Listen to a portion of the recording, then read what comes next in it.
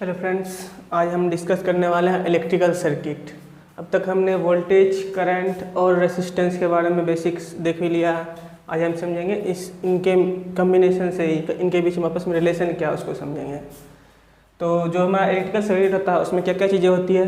एक तो सोर्स होता है, एक लोड होता है। सोर्स मतलब कि वो चीज़ें हैं जहाँ से करंट निकलेगी, जो जनरेट करेगा जहाँ से करंट। जैसे कि एग्जांपल के लिए जो हमारा बैटरी हो गया, जनरेटर हो गया, सोलर प्लेट हो गया, ये सब क्या है? सोर्स। यहाँ से क्या होती है? करंट निकलती है। करंट जहाँ से आती है वो उसको सोर्स बोलते हैं। लोड क्या होता है? जो करंट को कंज्यूम करता है, जैसे कि फ़ैन हो गया, बल्ब हो गया, टीवी हो गया, ये सब क्या है? लोड है। तो इनमें क्या होगा? करंट कंज्यूम होगा, करंट इधर की ओर होगा। तो जो हमारा सोर्स है, ये सोर्स है, यहाँ से करंट निकलेगा और लोड की ओर जाएगा। ठीक, तो करंट कैसे जाएगा?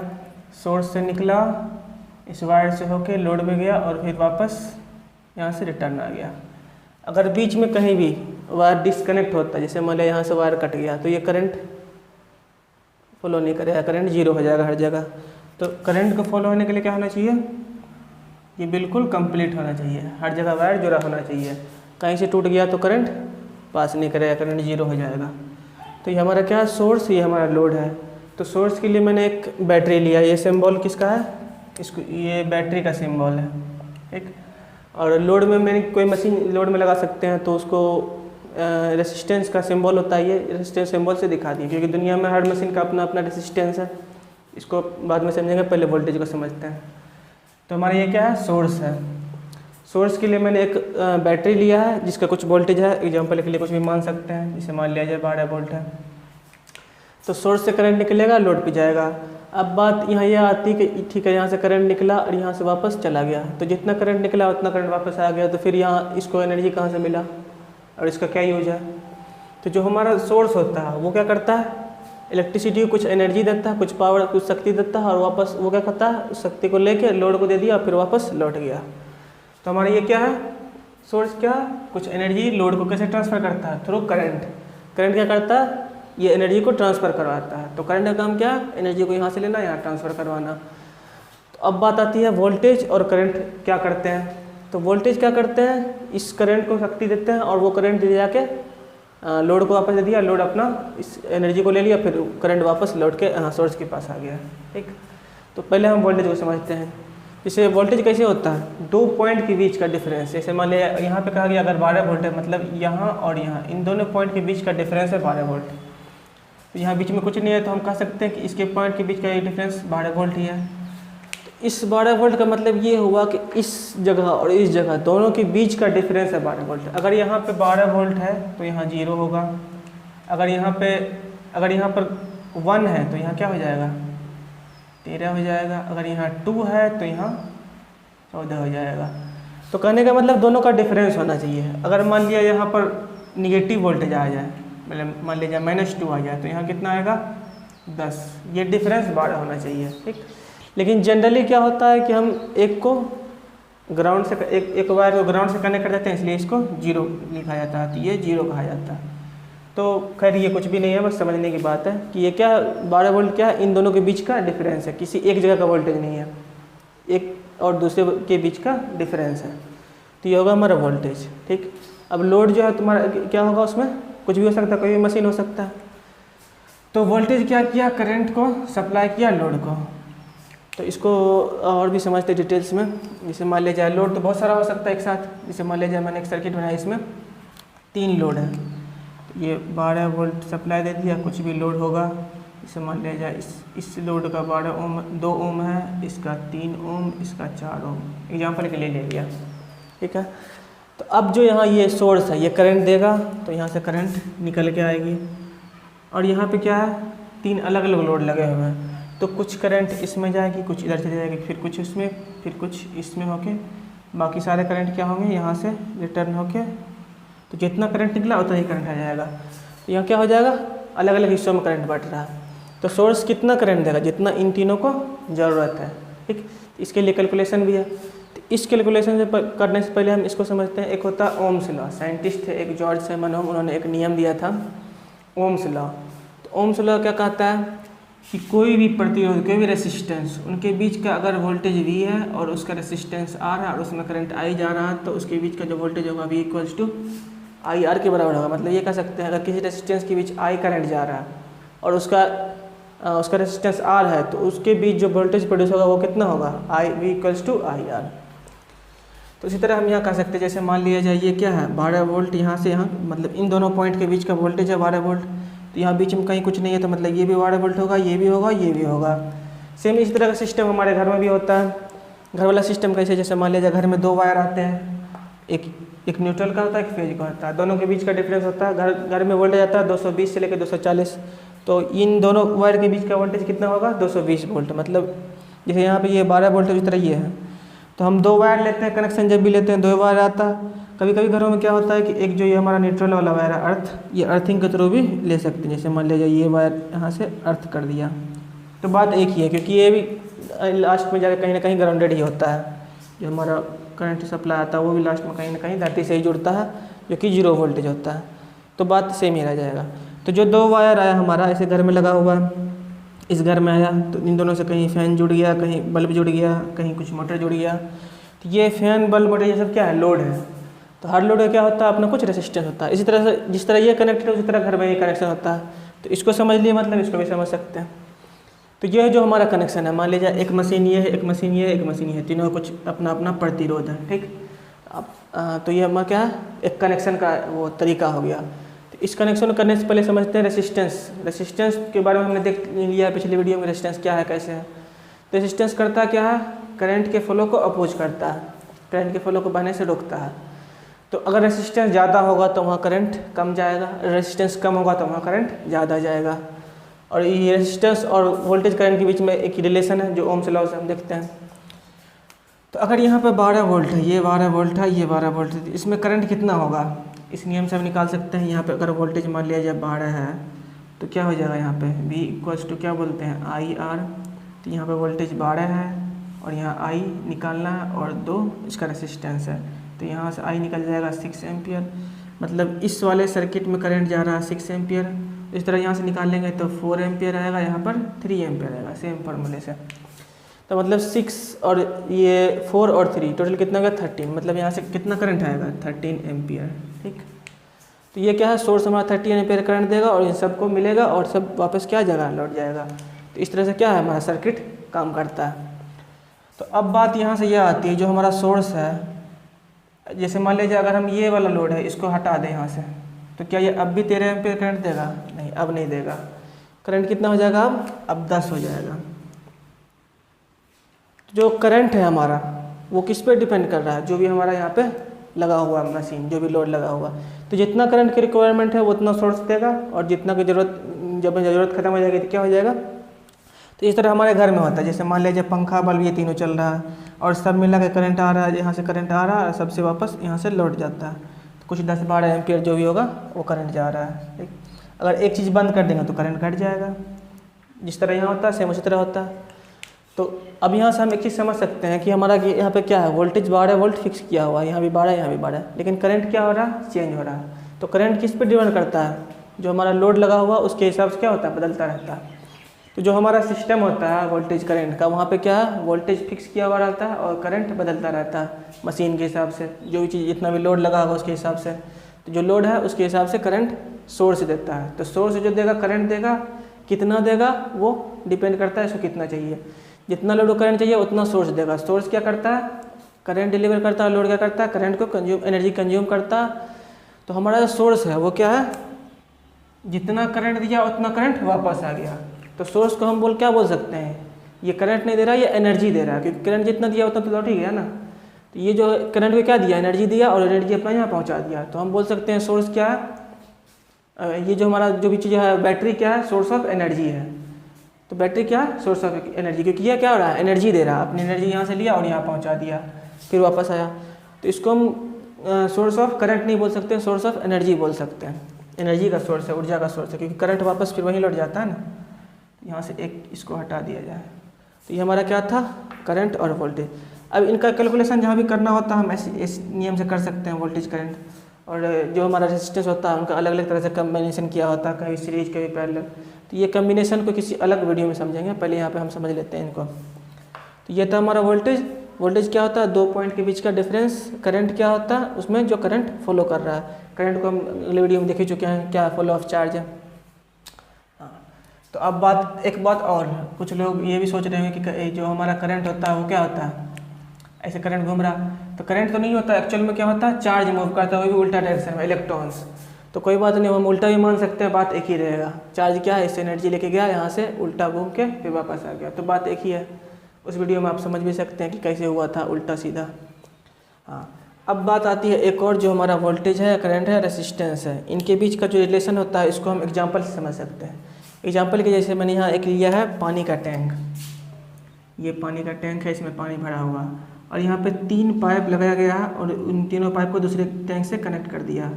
तो ये पाइप कनेक्ट होंगे, इनमें पानी निकलेगा बाहर की ओर। तो इस एग्जांपल को इसे कैसे लिंक किया जाए? जैसे मान लिया जाए ये टैंक भरा हुआ, तो इस पर कुछ प्रेशर पड़ रहा होगा ऊपर, एटमॉस्फेरिक प्रेशर, वायुमंडलीय दाब, जो ग्रेविटेशन इसको खींच रहा होगा, मतलब कहीं ना कहीं इस पर पानी में क्या है, एक प्रेशर जनरेट हो रहा है। तो जो पानी प्रेशर जनरेट होता है, इसको कंपेयर कर सकते हैं वोल्टेज से। वोल्टेज भी क्या करता है, एक प्रेशर जनरेट करता है करंट को मूव करने के लिए।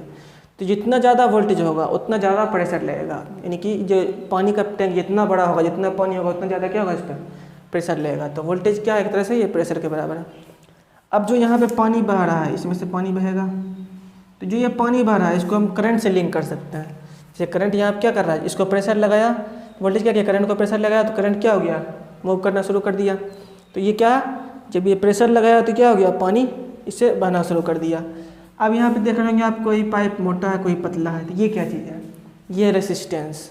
अगर पाइप मोटा है तो उसमें ज़्यादा करंट, ज़्यादा पानी बहेगा, यानी कि ज़्यादा करंट बहेगा। तो जो पाइप मोटा है उसका रेसिस्टेंस क्या होगा, कम होगा। क्यों कम होगा, क्योंकि पाइप मोटा, जगह ज़्यादा है, तो वहाँ से ज़्यादा पानी जाएगा, प्रतिरोध, पानी का विरोध क्या होगा, यहाँ कम होगा, यानी कि प्रतिरोध यहाँ कम है। तो हम बोल सकते हैं कि जिस पाइप में रेसिस्टेंस कम है उसमें ज़्यादा करंट जाएगा, रेसिस्टेंस कम है तो उसमें क्या है, ज़्यादा पानी जाएगा। तो जिसका रेसिस्टेंस कम है उसमें क्या है, ज़्यादा करंट जाएगा। ये पतला पाइप होने का मतलब क्या है, इसका रेसिस्टेंस अधिक है। पतला है मतलब कम स्पेस मिल रहा है, तो रेसिस्टेंस क्या है, तो इसका रेसिस्टेंस ज़्यादा है, इस पाइप का रेसिस्टेंस कम है, और ये बीच में कह सकते हैं आप। तो आप इसको ऐसे समझ सकते हैं, इस आपस में क्या है, लिंक है। जो सिस्टम यहाँ पे काम करता है उसी तरह का सिस्टम यहाँ भी काम करता है, बशर्ते ये हम देख सकते हैं, इसको देख नहीं सकते हैं, क्योंकि ये क्या है, काफ़ी स्मॉल लेवल पे होता है, इलेक्ट्रॉन्स के बीच होता है, तो वो दिखेगा नहीं। तो इसलिए इन लोगों का कंपैरिजन कर सकते हैं। तो ये हमारा क्या था, वोल्टेज, करंट, रेजिस्टेंस के बीच लिंक। तो अब बात आती है कि वोल्टेज तो यहाँ फिक्स है, करंट मूव कर रहा है, तो वोल्टेज, ये जो हमारा सोर्स होता है वोल्टेज, वो क्या होता है, चुपचाप बैठा होता है, एक तरह से कह सकते हैं। जो सारा मजदूरी, सारा काम है वो करता करंट है, और काम कौन करवाता है, वोल्टेज। वोल्टेज करंट से काम करवाएगा, काम करेगा करंट, और अपनी एनर्जी को ट्रांसफ़र करेगा। तो अब बात आती है यहाँ से, ये वोल्टेज करंट, ठीक है। एक चीज़ और होता है पावर। पावर क्या होता है, P = V/I, वोल्टेज और करंट का मल्टीपल। हम कई मशीनों पे देख सकते हैं, जो भी हम जैसे बल्ब होता है, बोलते हैं कि 9 वाट का बल्ब है, 80 वाट का पंखा है, फैन, ये सब क्या होता है, ये पावर होता है उनका, इतना पावर इसके थ्रू जाएगा। तो वोल्टेज करंट को हम समझ लिए, जैसे मान लिया यहाँ से ये 12 वोल्ट है और 10 एम्पियर इससे निकल रहा है, तो हम कह सकते हैं यहाँ पर पावर कितना हो गया, दोनों को मल्टीप्लाई करेंगे तो 120 वाट का पावर यहाँ से जनरेट हो रहा है। तो ये बैटरी क्या कर रहा है, 120 वाट का पावर जनरेट कर रहा है। उसी तरह मान लीजिए यहाँ पे 12 वोल्ट है, यहाँ 12 वोल्ट है, तो V = 12 हो गया। यहाँ करंट I कितना है, 4 एम्पियर है, क्योंकि 12 वोल्ट तो हर जगह है ना, जितना इतना है उतना ही इतना उतना, क्योंकि बीच में कुछ है नहीं, तो सेम वोल्टेज हो जाएगा। तो ये क्या हो गया हमारा, हाँ, तो P बराबर क्या हो गया, इससे मल्टीप्लाई करेंगे तो 48 वाट, मतलब ये इस मशीन का पावर कितना हो गया, 48 वाट। तो ये पावर हो गया उसका। इस तरह से हम पावर कैलकुलेट कर सकते हैं, कुछ नहीं है, बस वोल्टेज करंट को मल्टीप्लाई कर देना, वही पावर है। तो ये वोल्टेज, करंट और रेजिस्टेंस का लिंक कौन देता है, ओम्स लॉ। पावर के लिए अलग फार्मूला है। तो ये हो गया हमारा पावर। एक चीज़ और होता है एनर्जी। एनर्जी E क्या हो गया हमारा, पावर × टाइम। इनके बीच पे आपस में रिलेशन होता है, एनर्जी और पावर।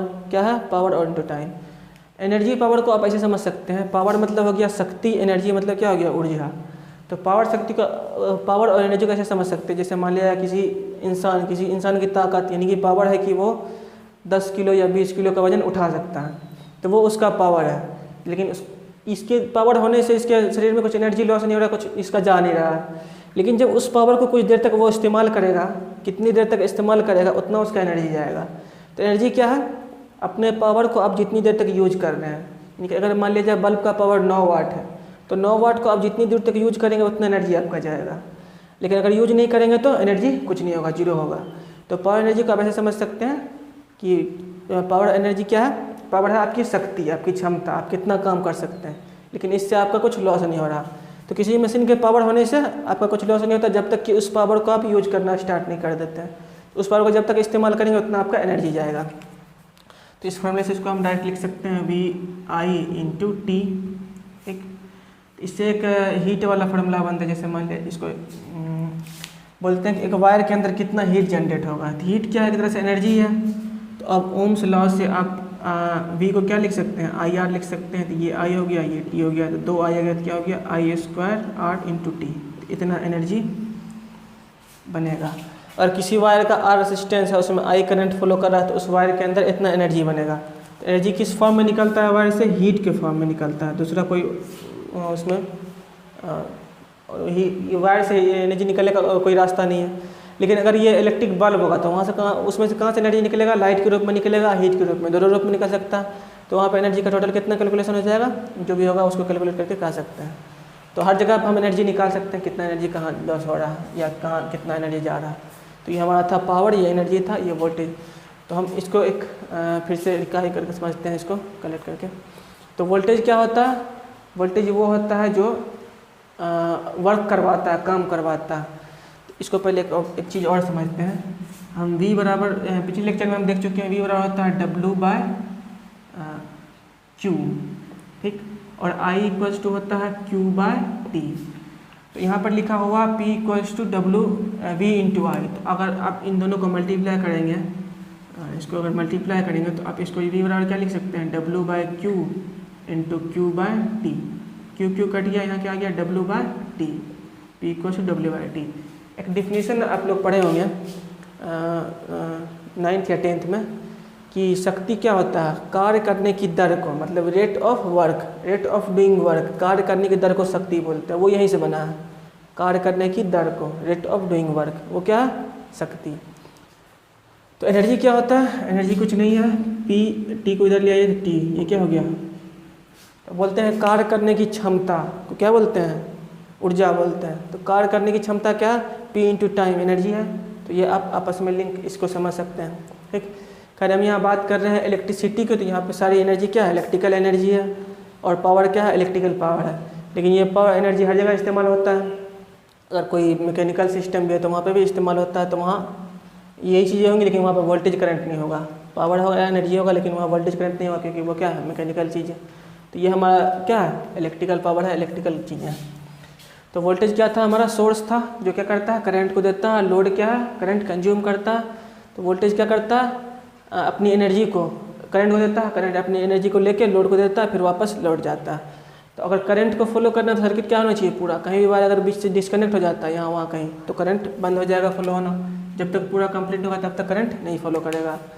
तो अब सोर्स से करंट उतना ही निकलेगा जितना लोड को चाहिए। तो अब एक और बात आती है कि हमारा जो बैटरी है, जो सोर्स है, उस पर क्या, कहीं जब हम बैटरी खरीदते हैं वहाँ क्या लिखा होता है, बैटरी पे लिखा होता है कि 5000 mAh की बैटरी है या 150 Ah की बैटरी, इस तरह लिखा होता है बैटरी में। छोटे बैटरी AH में रहता है, बड़े बैटरी में AH रहता है, छोटे बैटरी में mAh रहता है। तो बैटरी पे कहीं पावर नहीं लिखा होता, वहाँ पे क्या होता है, ये AH लिखा होता है। क्यों, क्योंकि आप यहाँ देख लीजिए, अगर यहाँ पे 2 लोड था तो 10 एम्पियर निकल रहा था, अगर 3 था तो 13 एम्पियर निकल रहा था। मतलब ये कोई फिक्स नहीं करंट कितना निकलेगा। और पावर इक्वल टू क्या होता है, V/I। तो जब I ही फिक्स नहीं तो बैटरी का पावर फिक्स नहीं हो सकता। तो बैटरी में पावर क्या होता है, चेंज होते रहता है अकॉर्डिंग टू लोड, कितना लोड है उसके हिसाब से पावर बदलते रहेगा। तो इसलिए बैटरी पे कहीं पावर कोई बता नहीं सकता, क्योंकि हर टाइम पावर क्या होगा, अलग होगा। बैटरी का किसी भी सोर्स को पावर नहीं बता सकते आप, हाँ, लेकिन लोड का पावर बता सकते हैं, क्योंकि लोड में क्या है, रेजिस्टेंस फिक्स है। अगर R फिक्स है तो वहाँ क्या हो जाएगा, वोल्टेज जो सिस्टम में कभी बदलता ही नहीं है, ना V बदल रहा ना R बदल रहा, तो I भी नहीं बदलेगा। तो किसी भी मशीन के अंदर जितना I जा रहा है उतना ही I जाएगा। तो इसलिए मशीन का पावर लिख सकते हैं, क्योंकि वहाँ क्या है, V भी पता है और I, तो मतलब दोनों फिक्स है। तो मशीन का क्या हो जाएगा, किसी भी मशीन का पावर फिक्स हो जाएगा। तो मशीन का हम पावर लिख सकते हैं। हाँ, लेकिन मशीन में एनर्जी नहीं लिख सकते हैं क्योंकि मशीन कितनी देर चल रहा है, टाइम का कुछ पता ही नहीं है, तो एनर्जी जितना टाइम चलेगा उतना एनर्जी कंज्यूम करेगा। हाँ, लेकिन ये क्या है हमारा बैटरी। अच्छा, बैटरी में हम पावर नहीं लिख सकते थे, फिर बैटरी का वोल्टेज तो हर जगह फिक्स होता है, बैटरी के अंदर क्या लिख सकते हैं, या तो उसका वोल्टेज लिख सकते हैं। तो ये जो हमारा लिखा हुआ है AH, ये क्या चीज़ है, AH मतलब या MAH क्या है, AH का मीनिंग क्या होता है, एम्पियर आवर, मतलब कि इतना एम्पियर इतने आवर। जैसे मान लिया जाए किसी बैटरी पे लिखा हुआ है 150 AH, तो इसका मतलब ये है कि ये 150 एम्पियर आवर चलेगा। तो आप इसको ऐसे समझ सकते हैं, अगर इसको आप 1 एम्पियर यूज करते हैं, जैसे 1 एम्पियर, जैसे मान लिया कुछ लोड लगा हुआ और उसमें 1 एम्पियर करंट जा रहा, तो ये कितनी देर तक चलेगा, 150 आवर तक चलेगा। दोनों का मल्टीपल इतना आना चाहिए। अगर इसको आप 5 एम्पियर कंज्यूम करते हैं तो 30 आवर चलेगा, 150, मतलब ये मल्टीपल क्या होना चाहिए, इतना होना चाहिए। अगर आप 10 एम्पियर यूज करते हैं तो कितनी घंटे तक चलेगा, ये चलेगा 15 आवर तक। तो इस बात से आप समझ सकते हैं कितने देर तक चलेगा। जितना लोड बढ़ता जाएगा उतना करंट बढ़ता जाएगा, क्योंकि लोड बढ़ाने से क्या हो रहा है, यहाँ करंट बढ़ रहा है, आप देखे थे, एक लोड कम किया करंट कम हो गया। तो जितना मशीन आप ज़्यादा चलाएंगे उतना करंट बढ़ेगा, जितना करंट बढ़ेगा उतना कम टाइम तक चलेगा। तो बैटरी पे ये चीज़ लिखा होता है। तो ये एच किस चीज़ को इंडिकेट करता है, ये एच इनडायरेक्टली इंडिकेट करता है एनर्जी को। कैसे इंडिकेट कर रहा है, यहाँ से समझिए। एच मतलब ए क्या है, एम्पियर मतलब करंट है, एच मतलब क्या, टाइम का यूनिट है, मतलब IT लिखा हुआ, ठीक। अगर इसमें वोल्टेज से मल्टीप्लाई कर देती है एनर्जी बन जाएगा, यहाँ से देख सकते हैं VIT, ये क्या है, एनर्जी है। सिर्फ किसकी कमी है, वोल्टेज की कमी है। और हम सभी जानते हैं कि बैटरी का वोल्टेज क्या होता है, फिक्स होता है। तो वोल्टेज फिक्स क्या है, मतलब अब इस AH में अगर आप वोल्टेज से मल्टीप्लाई कर दें तो ये क्या बन जाएगा, एनर्जी बन जाएगा, ठीक। तो आप एनर्जी को कैलकुलेट कर सकते हैं। मतलब ये इनडायरेक्टली किसको इंडिकेट कर रहा है, एनर्जी को। मतलब इतना टाइम तक ये चलेगा, फिक्स है बात कि अगर आप इसको 1 एम्पियर यूज कर रहे हैं तो 150 घंटे तक चलेगा। अगर 2 एम्पियर यूज कर रहे हैं तो इसका आधा 75 घंटे तक चलेगा। ये चीज़ बैटरी पे इंडिकेट होता है। तो आप पावर को भी समझ रहे हैं। अब इस पावर को समझिए, जैसे मान लीजिए 10 वाट का बल्ब है, कितने वाट का, 10 वाट का बल्ब है। तो इसका मतलब ये क्या है, अगर वोल्टेज यहाँ पर 10 वोल्ट है तो इसमें करंट कितना जाएगा, 1 एम्पियर, ताकि मल्टीप्लाई करके कितना हो जाए, VI का मल्टीपल हो जाए 10 वाट।